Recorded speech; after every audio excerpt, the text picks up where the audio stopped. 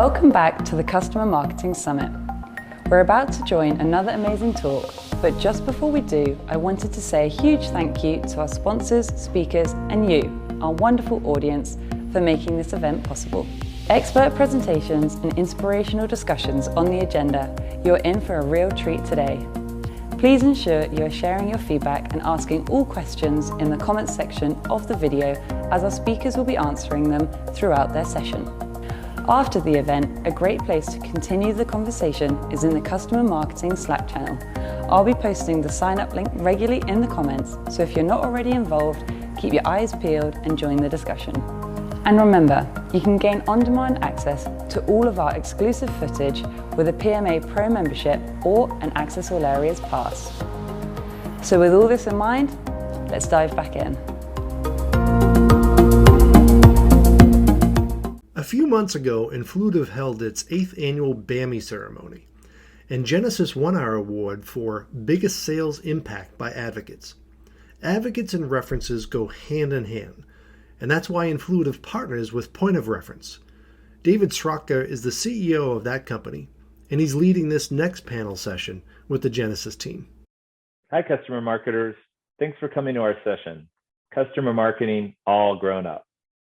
The inspiration for our topic came from working with customer advocate programs that have a highly integrated model. They are, in our view, the unicorns of customer advocacy. We believe more companies can and should be as advanced and impactful, but there aren't a lot of role models. We see a lot of programs with a variety of the customer marketing bases covered, such as reference management, community advisory boards, and so on. But these functions often don't know what the others are up to. It doesn't help that they may also reside in different departments, and too often the leaders of the departments don't give much thought to how their puzzle piece fits into the greater customer advocate puzzle. They're siloed, each limited in their respective potential. As you might guess, this silo effect only grows more prolific, gets more complicated, the larger the organization.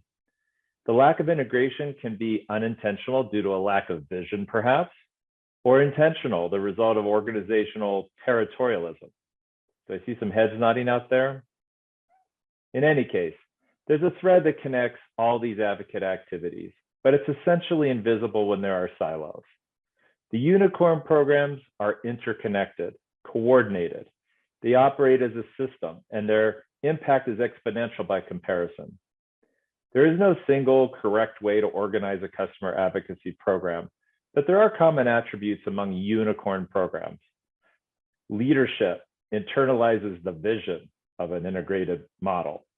Coordination is an operational imperative among these teams and departments that work with each other.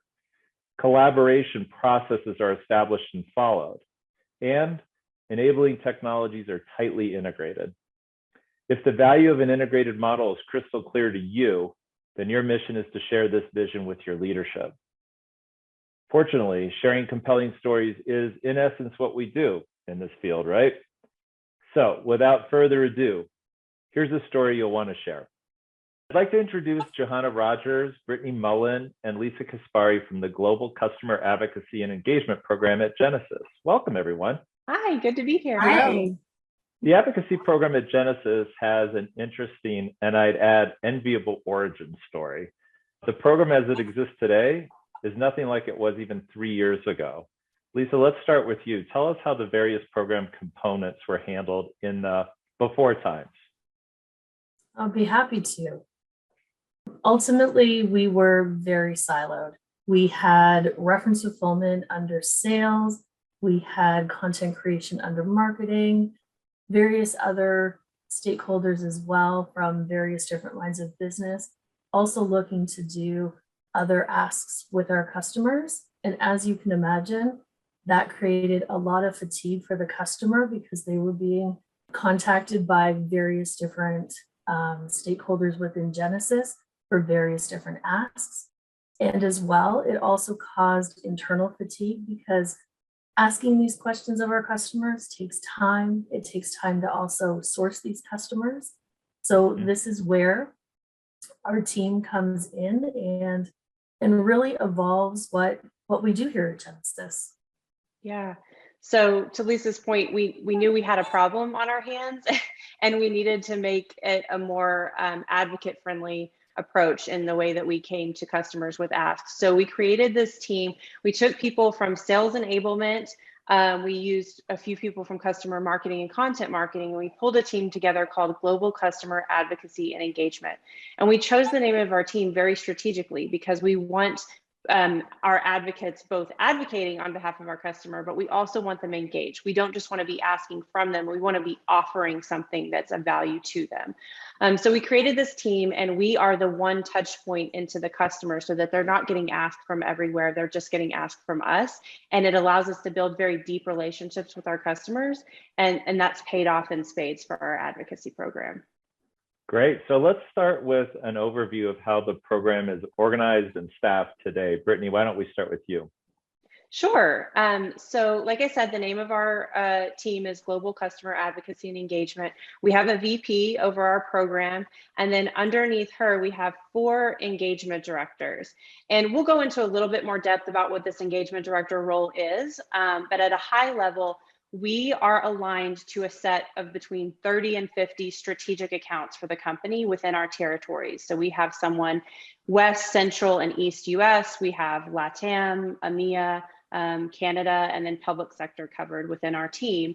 And we are an extension of the account teams. We work with sales, we work with CSMs, we are in the QBRs, we are in front of the customer, and they see us as part of the account team, just like the other members. And we're making sure that the experience that they have, both from a marketing perspective and then a product and executive access perspective, is just stellar. Also on our team, we have a customer stories manager. This person's responsible for case studies, videos, all those typical public facing assets that you would expect to come out of a customer marketing team.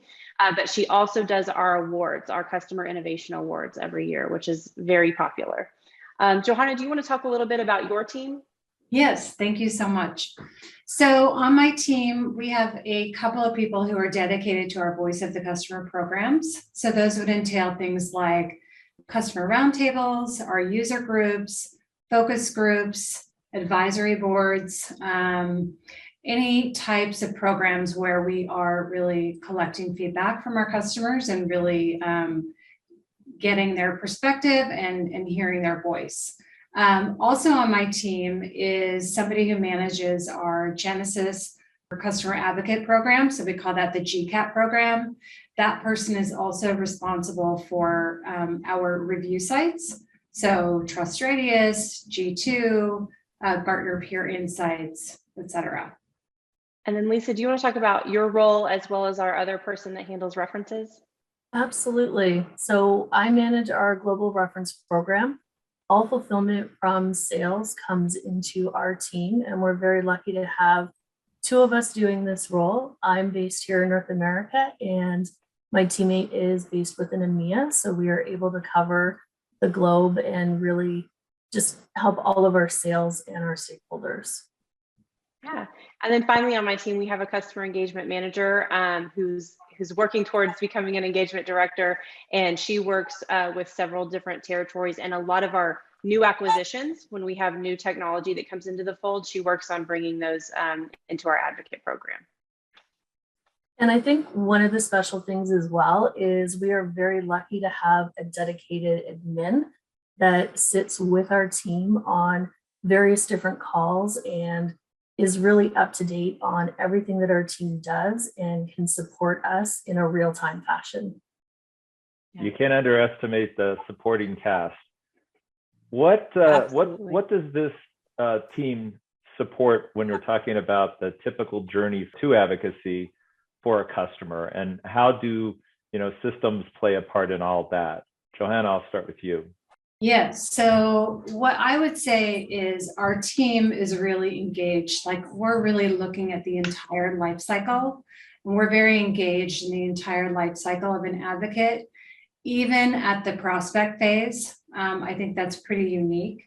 So I would say, like, as we are looking at them and engaging with them as they are prospects, we are looking at things like perhaps they are doing reference calls with us, or they're going to the review sites.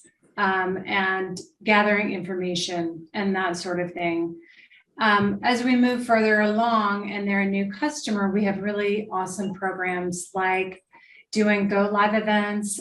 Also, one of the things that I really like to do with my new advocates is getting them involved with their peers. So looking at user groups or roundtables. And then we also can begin to look at kind of a deeper advocacy and engagement with them through the engagement plan, which I'll get into a little bit more. But then as we look to do activities with them on a more regular cadence, a more predictable and a deeper engagement with them in things like case studies, webinars, and speaking with press and analysts. And then I'll let Lisa get into kind of the underlying foundation and systems that we use to kind of help support some of those activities. Absolutely. So really all of our programs, we wouldn't be able to track and have meaningful metrics if it wasn't for the tech stack that we have. For example, our reference management platform, our CRM, our advocacy hub, even our project management tools, along with the CSM tools. They all play a role.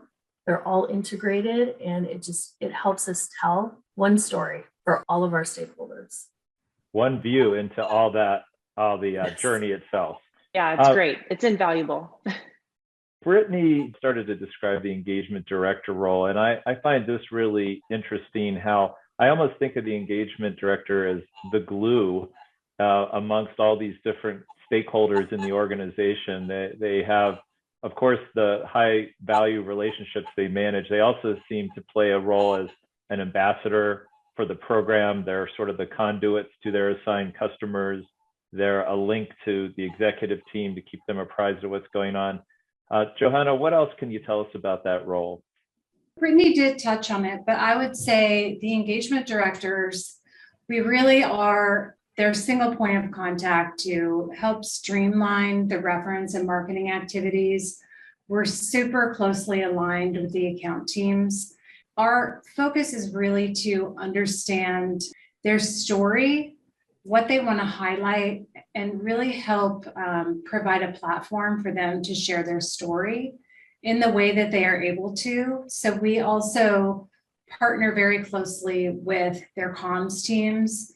And as we kind of get into this customer example, one of the things that we do is this engagement plan. And so we would do this in conjunction with the customer, with their comms team.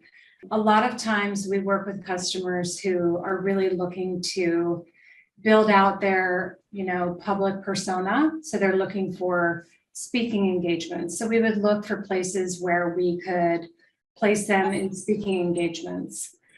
And so we're really looking at all the different activities that we could engage them in, whether it be a speaking activity, whether it be like a reference forum where it's a one-to-many type of conversation, where they can share their story and talk about why they selected a Genesis solution.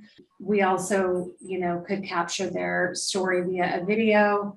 And then, of course, we're working very closely with the analysts and PR team. And so we would also be looking at ways to connect them in with that. Take us through an example of how the program partnered with a customer. Johanna, want to take that?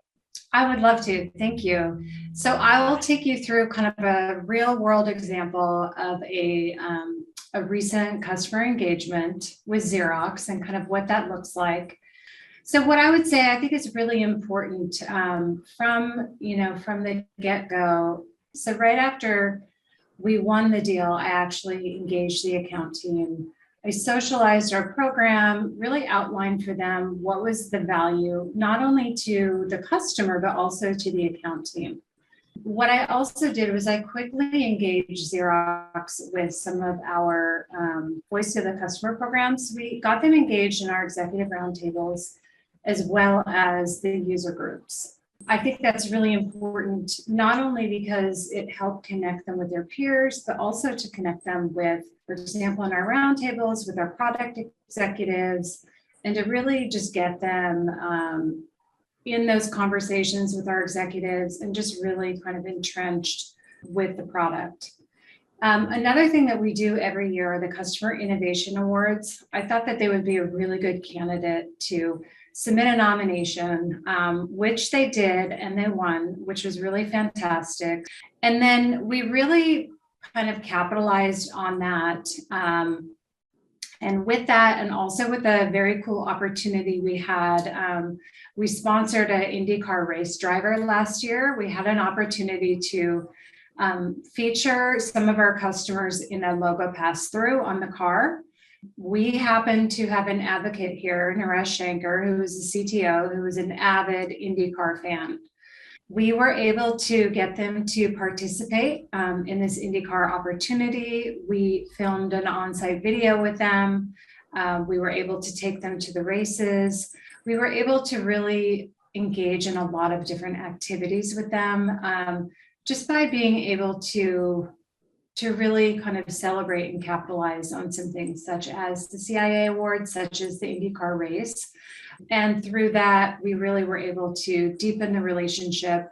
As I said, we have a customer video with them. We created a success story with them. And we just really deepened and strengthened the relationship with the customer, which has just only grown from that point until now. I think what's really different is that you take a long haul approach with these customers. It's not transactional. It's not in the next 30 days. It's something that takes place over months, maybe years, which makes it quite attractive to a customer, I think, to have that kind of partnership. Definitely. Absolutely. Yep. Well, no company is going to take on an investment in a program like this without some clear benefits in mind. So what were the goals of this program, Lisa? How was it made attractive to executives? Honestly, we have so many different KPIs throughout the years, and really our overarching goal is really to provide that seamless experience for advocates and as well for our lines of business and stakeholders within Genesis. So that really is our goal. And really, how do we showcase that? We showcase that through all of our metrics and our dashboards. We have an example here of our acts of advocacy portion of our dashboard. But as you can imagine, that's really not the flashy piece. The flashy piece is the revenue influenced. That truly does show the value of what our team does and how we impact revenue for the company as a whole. Those are just two examples of metrics that we track. You can track metrics from your product lines, from your regions, from verticals. Really, truly, if you track it within your CRM environment, you can provide those metrics back out to your team to just really, truly highlight the success that your team does have and show the value of what your team does.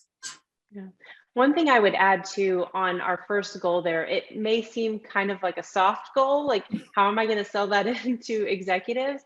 And it is, but what we did is we were able to collect feedback from internal stakeholders and customers on how the current approach prior to our new team was not working for customers. And we weren't able to have long-term advocates, and we were seeing a lot of turnover in that program.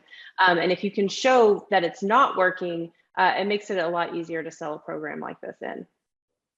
Well, everybody on this call will probably not have opportunities to co-sponsor in Formula One with a client, but regardless of scale, pulling off an integrated program assumes certain conditions exist and that certain elements are aligned. What would you say those conditions are from your experience? Brittany, why don't you start that one? Yeah, I can take that one. So we kind of bucketed this into key learnings and then tips and tricks.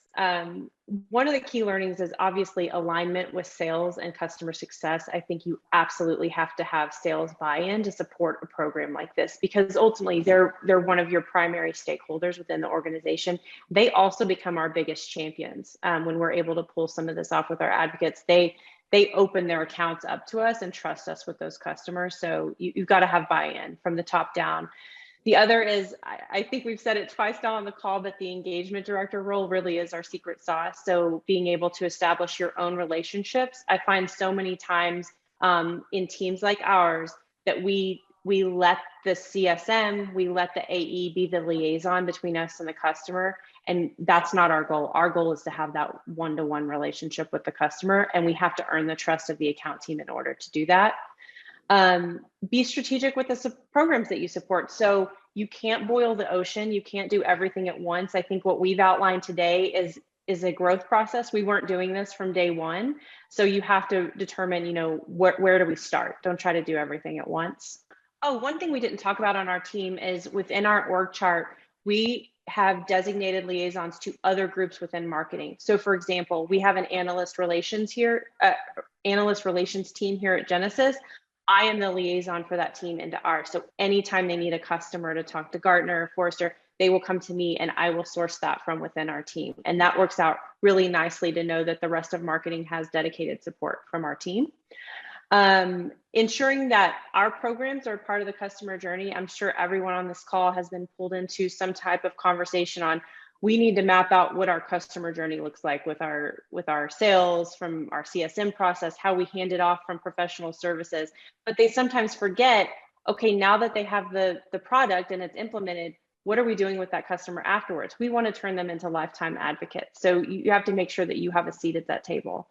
And then finally, being the sword and shield for customer, we talked about that, you know, making sure that requests aren't coming from random people at your organization or at really bad times, or they're piling up on each other. You know, that's the whole purpose of our team. And then for tips for success, we really do a good job of promoting the work that our team does, because it can go unseen sometimes, and we try to make a big deal about what our advocates do on our behalf. Educate. I mean, Lisa's smiling because I don't know how many times a week she's talking to CSM teams or new salespeople coming on board to say, look at this resource you have in our team. We can really help you, whether it's a reference call you need, a case study, like just let us know and we can make it happen for you. So we are in constant education mode about what we do. The third, this is a real key. We talked about this, being able to tie what our advocates are doing to revenue influence is huge. It frankly justifies the existence of a team like ours. We try to focus on in-region support. I would say that's a long-term goal. Not everyone can start right out of the chute with that, but if you can have localized support, it allows you to get to that relationship with the customer and your account teams that much faster. And then we create feedback loops. Johanna's team is really the expert in this. They're our voice of the customer team. So whether it's surveying customers, it's sitting down in executive roundtables, user groups, we're constantly getting feedback from the customers and sharing that with the organization. We don't let it go into a black hole. We make sure that product hears about issues, or you know, they're celebrating the wins with our customers as well. And I think just another tip as well is rely on your technology. I know it's not the flashy part of anybody's job, but keeping your information in Excel spreadsheets, for example, on your desktop, that doesn't help your whole organization. If you can actually utilize your tech stack to just bring everything together and have that cohesive metric for you at the end of the day, where you really can showcase the lifetime journey of your advocates, that is an impressive thing to do, which also then in turn helps with your revenue influence numbers. So let's just say you're somebody who just watched this session and you're inspired, you have seen the light, you don't want to live in the siloed world any longer. What would you advise those people to do to get to an integrated program? What are the first steps, at least setting them off in the right path? Yeah, well, first thing I would say is I've been there, so I can empathize with you. It's a lot. There's two key things that I would start with, and then Lisa and Johanna may weigh in with some other ideas. But one is talking to your internal stakeholders and understanding how they define advocacy. You can talk to 5 different executives and you'll probably get 5 different answers. Somebody wants case studies, other people want more reference calls. And you have to come to some sort of a consensus and say, okay, guys, we need to set some realistic expectations. We can't do all of this. What is going to make the most impact right out of the start? And that's where you start building your program.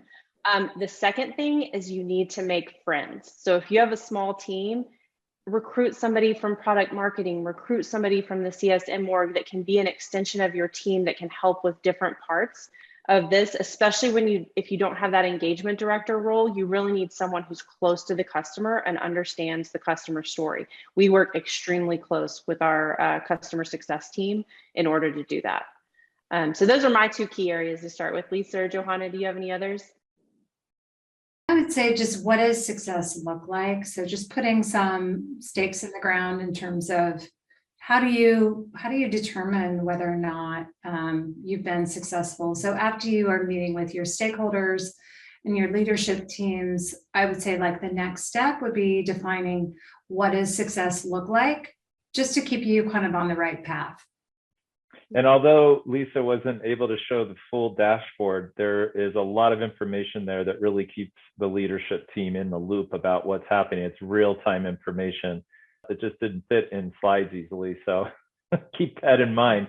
It's good to stay visible with executives on your progress. Well, this was a super insightful look into what I think is one of the most integrated customer advocacy programs we work with.